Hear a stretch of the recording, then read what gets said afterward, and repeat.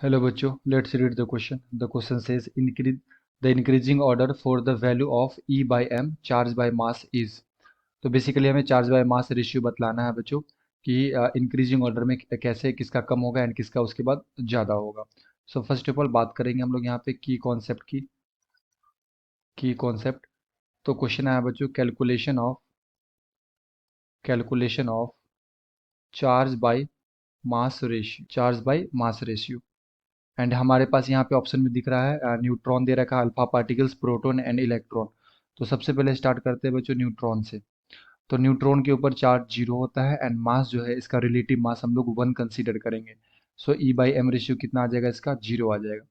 अगर हम सेकंड में बात करें बच्चों यहाँ पे अल्फा पार्टिकल्स के लिए, तो अल्फा पार्टिकल्स बेसिकली किसे बोलते हैं बच्चों, हीलियम 2+ आयंस को हम लोग क्या बोल सकते हैं, अल्फा पार्टिकल्स बोल सकते हैं. तो इसके ऊपर चार्ज कितना है, 2, एंड मास कितना होगा, तो हीलियम का मास कितना हो जाएगा, 4 हो जाएगा.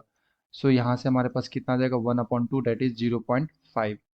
थर्ड में अगर मैं बात करूँ यहाँ पे प्रोटोन के लिए, तो प्रोटोन के लिए जो चार्ज आएगा ये कितना आएगा, 1+1 चार्ज होता है प्रोटोन के ऊपर, +1 चार्ज होगा एंड मास कितना हो जाएगा, इसका रिलेटिव मास 1 हम लोग कंसीडर करते हैं. सो ये कितना आ जाएगा, 1 आ जाएगा.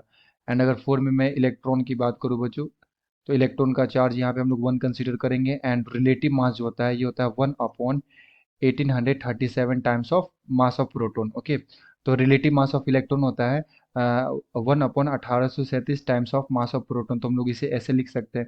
सो ये 1837 ऊपर जाएगा तो ये कितना आ जाएगा, 1837/1. तो सबसे ज़्यादा किसका आ रहा है, इलेक्ट्रॉन का, और सबसे कम किसका आ रहा है, न्यूट्रॉन का. तो इंक्रीजिंग ऑर्डर क्या होगा, सबसे कम होगा हमारा न्यूट्रॉन, उसके बाद होगा अल्फा पार्टिकल्स, उसके बाद होगा प्रोटॉन एंड उसके बाद होगा हमारा इलेक्ट्रॉन. तो ये ऑर्डर होना चाहिए. तो अगर मैं बात करूँ बच्चों करेक्ट ऑप्शन की, तो ऑप्शन नंबर डी में ये मैच कर रहा है.